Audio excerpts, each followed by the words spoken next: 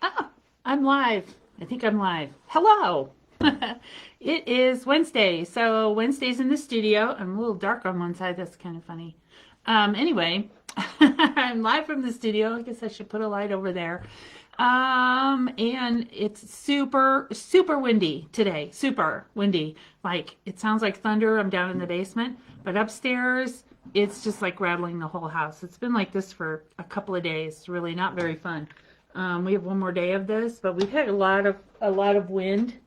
Sorry, the cat is playing with me.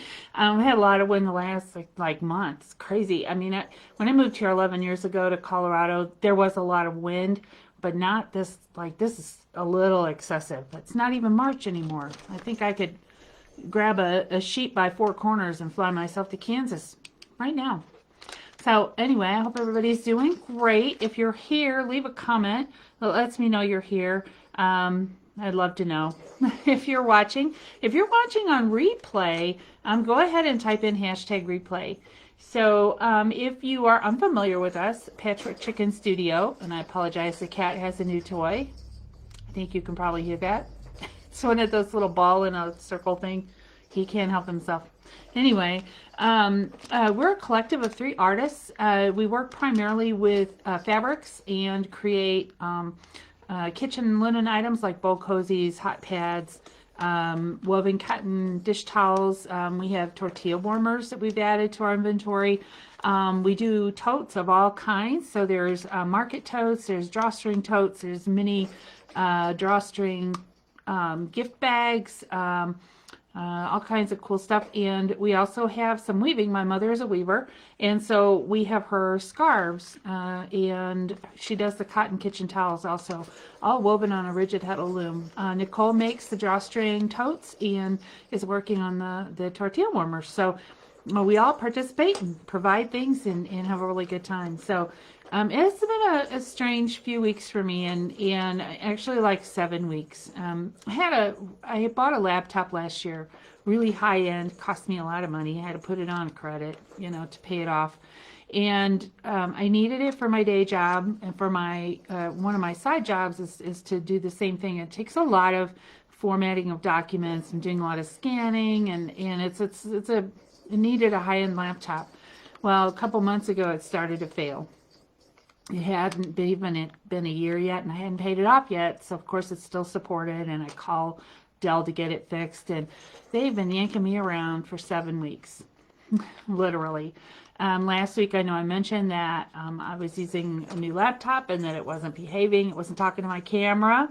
And today, a technician came by and replaced the hard drive on this computer. So I'm using it now, hoping it's finally fixed. But it's been an ordeal. But anyway, I wanted to show you something that I thought was really interesting about this process. So they put new hard drive twice in the old laptop, and this is the second hard drive they put now in this new replacement laptop that they provided me.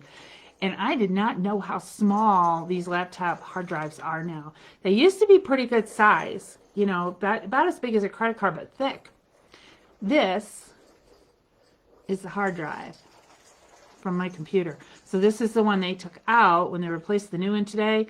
I'm like, holy cow, there's nothing to this. And this holds a terabyte of information. And I've been working with computers for years, many years, and I'm just amazed that we've come this far.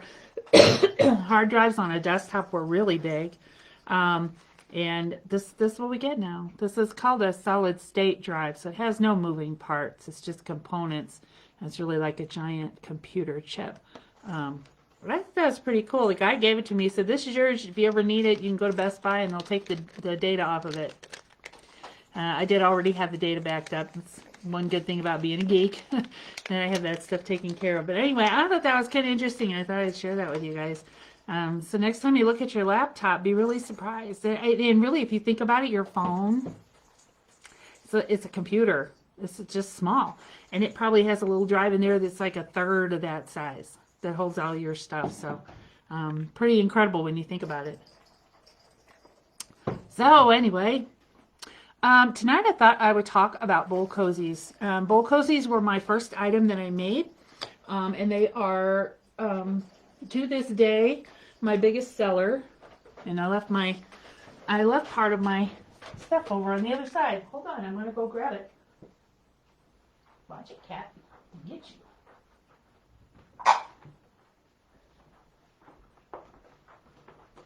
Oh yeah, we'll just walk away from the camera. Nobody will notice, right? Anyway, okay. So it started with my mom brought me a bowl cozy. She spends her winters in Florida, where it's warm and sunny, and she's done a lot of craft work over the years. And she was working at state parks, and then she participate when they would do a fundraiser. She'd make some items to sell. One of the state parks she spent a lot of time in as a volunteer allowed people to sell things that they made. And so there was all this kind of craft work going on. There was little gift shops and all this. And she bought me a bowl cozy. I'd never seen one before. This is probably about 8 years, maybe 7 or 8 years ago. And she brought me one, and I thought it was the most fabulous thing I'd ever seen. Bowl cozy? Oh, this is great, because I'm always burning myself, getting stuff out of the microwave, making a mess. No, it's no fun. And I looked at that bowl cozy, and I thought, well, I can do that. I can make those. I can make more than one, so I'd have some for my kitchen, because at the time I had a husband and 3 kids, or 2 kids still at home.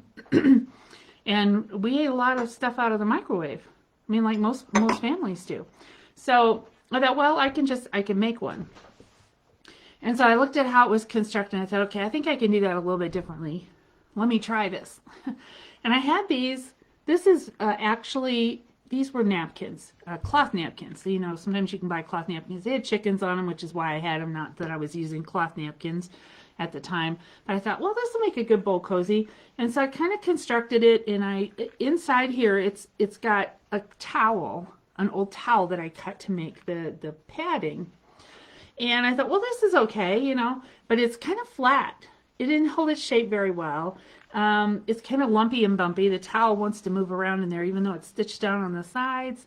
And I thought, well, I can do better. So I played around with a pattern and started to look at materials. And so this is a later iteration. Again, it's lost its shape. So this one's been through the washing machine like, I don't know, a couple hundred times probably. But even so, it's not holding the shape that I want. And so I played around some more and thought, okay, I got to make this work. So I finally came up with this one. Now this one also has been washed a couple hundred times, literally, because I get these dirty all the time. They go in the wash.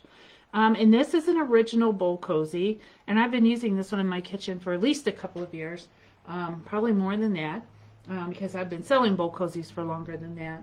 And it's because I finally figured out how to make this hold its shape. You see it's still bowl shaped. And I'm going to compare it to a new one. So I have a new one here with me. Whoops. I don't stab myself. You compare it to a new one. See that shape? That bowl shape is still there. This bowl shape is still there. So I figured it out, right? And a lot of what we do takes a lot of research and development. Bowl cozies are no different. So I took what was somebody else's idea. I don't even know where that original one was that my mom gave me. Looked at this and thought I could do that, but that didn't turn out so well. And I tried a few more times until I got what will hold its shape, can go through the wash. Like I said, this has been washed several hundred times. You can see there's no stains on it. I decided when I was working with fabrics that I was only going to work with fabrics that were going to be stain resistant, or at least not hold on to stains. And I wanted something that would hold its shape. So the cool thing about our bowl cozies is we don't make multiple sizes. I kind of got away from that right away. There are people say, do you have small ones? Do you have big ones? No, we only need one. If it's the right fit as a bowl, it's going to work regardless of the bowl size. So our bowl cozies, and I'll put this one aside here and use one of our nice pretty new ones. This is one of our male prints, I like to say. Little buffalo denim colored plaid.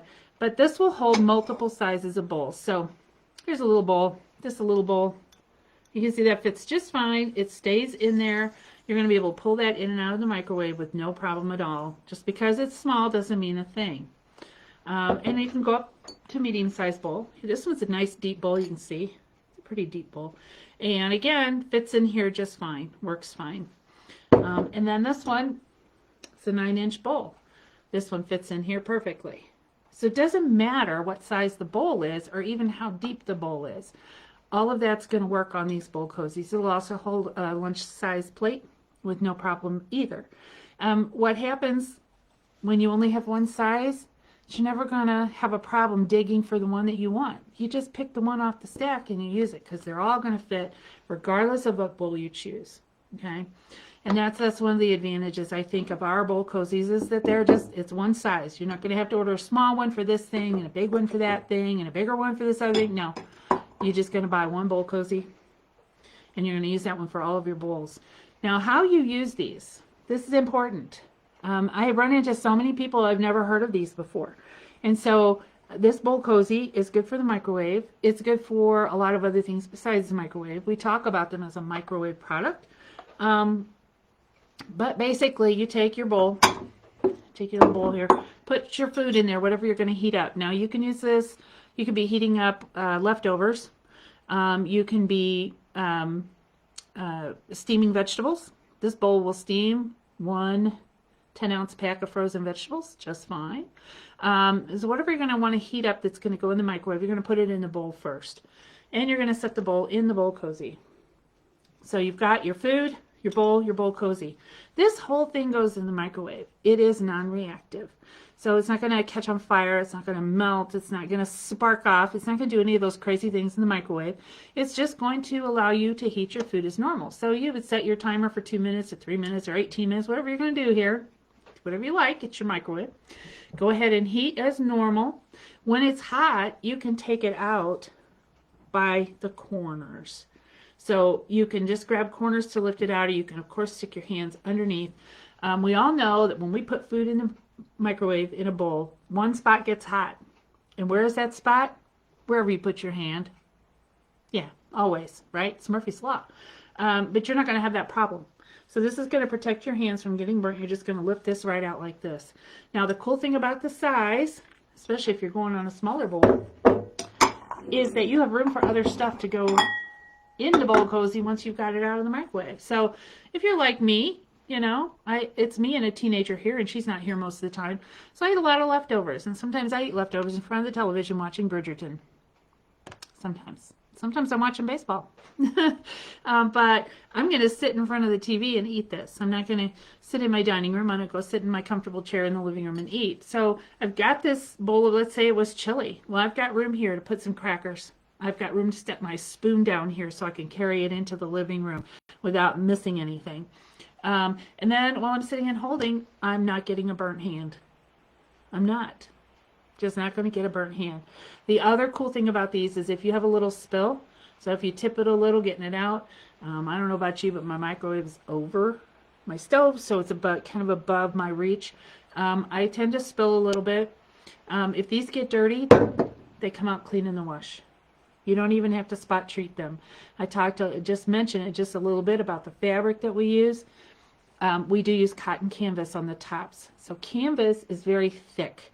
And it's thickly woven, so the weave is very close together, and what happens is that those stains do not go through. They sit on the top, and so while it looks like it's stained, it's not. I have accidentally washed light colored ones without spot treating, and they come out without any stain on them, even with chili, tomato soup, tomato based stuff. So don't feel bad about the light colors. They're going to come clean. So these serve that purpose of, hey, catch my spills. Not going to seep through and get my fingers. I'm going to be nice and cool holding my bowl, but my food stays warm while I'm eating it. In the summer, are you an ice cream eater? I am. I like ice cream, actually. I eat ice cream all year round. I think most people do. But you can also use this for ice cream. So if you're sitting down to have your ice cream in front of the television, you're not going to get frozen fingers. So also a good benefit there. If you have a camper or an RV, these are a wonderful thing to have because you do spend a lot of time outside of your camper, outside of your RV, sitting with your friends or sitting with your campmates or, you know, the neighbors in the spot next door. And you're going to be eating outside. And so these are a great way to protect your hand while you're eating whatever it was you cooked. And then when you're traveling, when you're actually traveling, you've packed up the RV and you're going to, I don't know, where are we going to go? Let's go to Montana. Let's go to Montana. I like Montana. The mountains are pretty there. You can use these bowl cozies between your bowls for travel. And this is going to protect your bowls from getting broken. And one other way that I use them, I have a fairly new refrigerator, has tempered glass shelves, but I never quite trust that, you know. But I don't like to leave leftovers sitting on the counter to cool down. We know that's not really a great idea. Food can spoil really quickly depending on your environment. So I will put my leftover bowl in the bowl cozy and put it in the refrigerator. So this protects that tempered glass. Even though it's tempered, it's not supposed to break. The refrigerator is cold, the bowl is hot. This is going to keep it from cracking those refrigerator shelves, which I don't know if you've priced that stuff, but a replacement refrigerator shelf is incredibly expensive, about half the cost of the refrigerator in the first place. So a good way to protect yourself from that. So our bowl cozies are made with, like I said, canvas on the front. We use a double-faced quilted fabric on the back. And we do this because it's time saver. If I had to hand quilt all of this fabric first, I would have to charge a lot more for my bowl cozies. We try to keep them cost effective. We want you to buy them. But we have to account for our time and cost of materials. If I had to quilt all of this fabric first, or after I'd constructed the bowl cozy, had to quilt it, that's a time thing, and we end up with a higher cost per product, which means we have to charge more. We're not in business to give things away. I don't think any business is. This is our business. This is how we make our living. And so we want to make sure it's cost effective on our end so that when we're charging you a price, you're comfortable paying that price. We're still making a little money so we can continue to do this work. So we do use this pre-quilted fabric to do that. And then the canvas comes in all kinds of colors and styles. And we make a lot of bowl cozies with these. And we always have some that are ready to be made. This is a thing I work on all year long because we have shows really all year long. And so we have all kinds of patterns. So this looks like a men's, like an Oxford shirt. And we have whimsical patterns like flamingos. Oops, whoop, flamingos. I have some really pretty blue daisies that I cannot find the right color backing for, but eventually we'll have these in our inventory as well. And I have a few others I can show you that are new this year. So one is succulents. And we'll have these at our shows, but they're also available on our website. So you can always head over to our website, patrickchickenstudio.com. Take a look. These have a bright green back. I love these. Succulents are just, they make me happy. I think they make a lot of people happy. So when I found the succulent fabric, I had to have that. And we have some more dogs. So we have some colorful dogs in our inventory. But these are our new black and white doggies. There's a lot of really cool faces in there. There's a Pitty in there, and a Scotty dog, and Chihuahua. So I think these are really cute. And again, don't worry about these light colors. They're going to come clean in the wash. That's not going to be a problem. I have a very limited supply of these that look like blue jeans. I really like these. I think these are pretty cool. This was just a leftover remnant of fabric, so I only got, I think, 3 or 4 pairs out of that. And we do a lot of florals. Florals are classics. This one has moths and it has bees on it. So this is a little bit different, but I really like these. And we do fruits. So we have strawberries, we have lemons. I think that's all I have as far as fruit right now, but we do some food related bowl cozies. And I have these ones that have shopping on them, which have food on them. So these are cute. I like this color. It's kind of a periwinkle blue. And of course, lots of animals. So we've got our llamas, and we have our dogs, we have the flamingos. So we like the animal prints as well. These are just really sassy. And lots of classic prints as well. So we have our Route 66, and here's a tablecloth look. That's kind of a classic. These have sold out almost every time I've had them in stock, and so I just keep making them. And these are right now one of our most popular pins on Pinterest.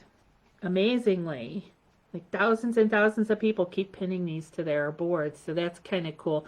And I like these. I have more of this fabric, and we will make more when we run out. And I mentioned a while ago that we are working on tortilla warmers. So they're new right now. They're on the website.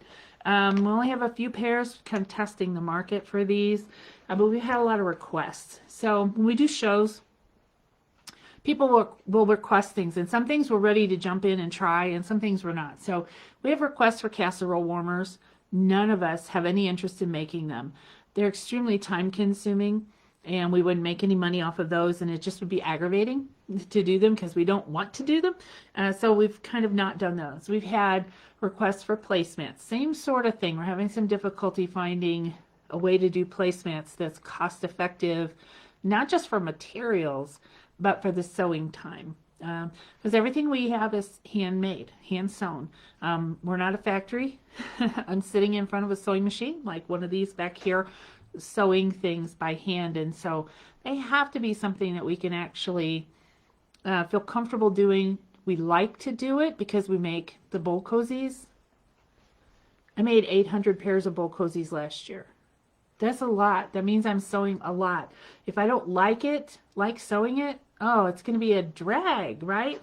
So I want things that, I'm going to want to sew things that make me happy. Nicole is going to want to sew things that make her happy. And so that's why we kind of come to the products that we come to. But we've had a lot of requests for tortilla warmers. So Nicole has been working on prototypes, but I think we got a pretty good result. She did sew a tab on these, which I think is amazing. I wouldn't have thought of that. So they can just be hung up with your hot pads.